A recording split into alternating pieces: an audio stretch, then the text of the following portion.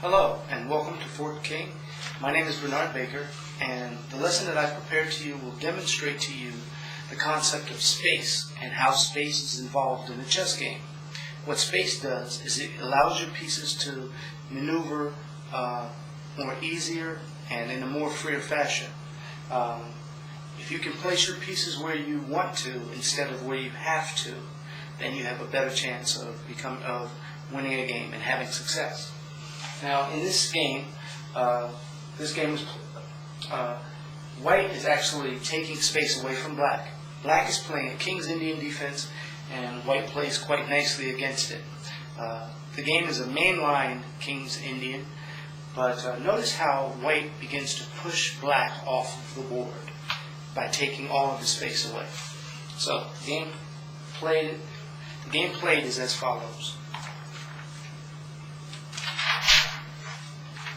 First move was c4. So now by doing c4, you never know if white is going to do d4, or if white's just going to play in English, or white could play what's called a Botvinnik system. But in this instance, he plays c4. Black plays knight to f6.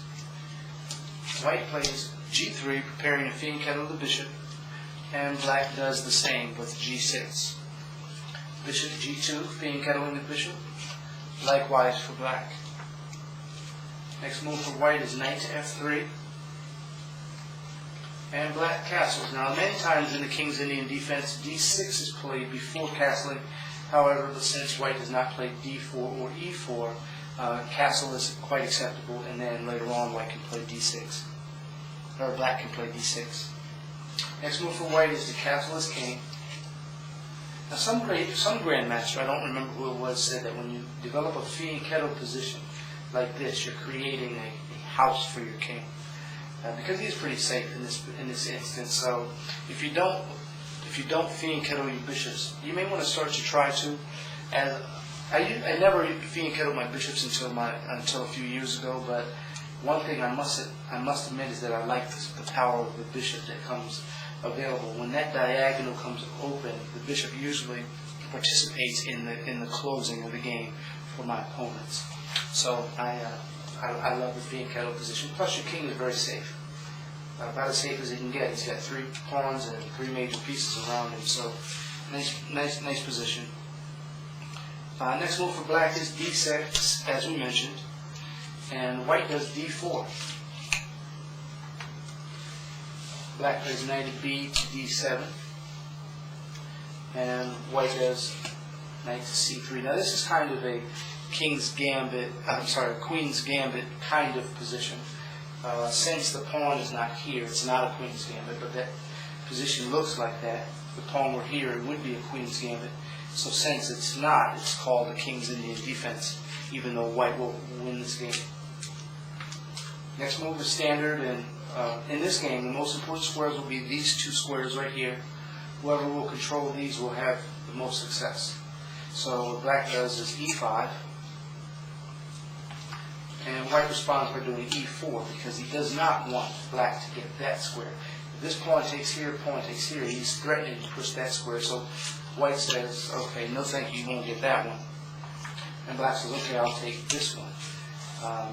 E captures d, and then this d6 pawn is designed to stop that pawn there. So white captures the center pawn with the knight.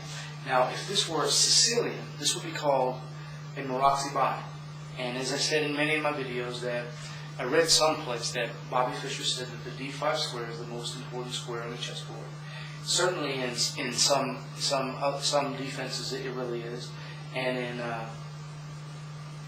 in the Moroxi bind, both of these pawns are attacking that pawn. So even in defenses other than the Sicilian, you can see the significance of all of the pieces pointing through to the d5 square, either directly as these pawns and knight are, or indirectly as this bishop is and queen is, because these 2 pieces, even though they can't get there, they're still going to be supporting the d5 square. So watch how white takes control of that critical square, and watch how that manifests into success for white. Next move is rook to e8. Pretty standard move. Rooks are meant for open files. This is a half open file. And that's a book move for in the King's Indian defense. And white does h3. The reason white does h3, one, it prevents the knight from going here. Two, you can lodge your king here and your king is perfectly safe. And then you can move this pawn quite safely without your king being attacked on that diagonal. At the same time, if the knight swings over here and you want to push that pawn, you can still do it, because the knight won't be able to pick that pawn off free, threatening the rook, and he won't be in your camp. At the same time, when this bishop, the bishop won't be able to go here, threatening the queen. So, pretty standard move in a lot of field kettle positions. King's Indian attack, the closed Sicilian, h3 is a legitimate move.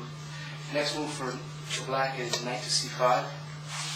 Now, black has two knights and a rook attacking that pawn right there, but white has 1, 2, 3 pieces protecting it, so they're both building up on that square. And then the next move is rook to e1, protecting it. So this is the concept of overloading. White has 1, 2, 3 pieces pointing at that e4 pawn. So now black says, okay, well, I won't attack it anymore. He does a5 so that he can leave his knight there. If he doesn't do a5, then white's going to do b4 and forcing his knight to go someplace else, and black likes his knight there. So that's what that move is all about. And white does